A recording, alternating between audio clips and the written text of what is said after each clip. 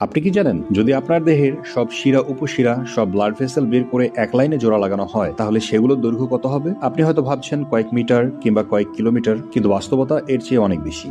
Medical science বলে মানবদেহে লাখ লাখ কোটি কোটি ছোট বড় রক্তনালী রয়েছে, যা শরীরের প্রতিটি কোষ, প্রতিটি অঙ্গ, এমনকি প্রতিটি আঙ্গুলের ডগা পর্যন্ত বিস্তৃত। যদি এগুলোকে একসাথে জোড়া লাগানো হয় তাহলে এর মোট দৈর্ঘ্য হবে প্রায় 60,000 মাইল, অর্থাৎ প্রায় 1,00,000 কিলোমিটার। মানে আপনি যদি নিউ ইয়র্ক থেকে শুরু করেন তাহলে এই রক্তনালীগুলো গ্র্যান্ড ক্যানিয়ন পর্যন্ত পৌঁছে যাবে, তারপর প্যাসিফিক মহাসাগর পাড়ি দিয়ে জাপান, এশিয়া, ইউরোপ পেরিয়ে আবার নিউ ইয়র্কে ফিরে আসবে, এবং শুধু একবারই নয়, এ পথে 2 থেকে 4 বার যাওয়া আসা করতে পারবে।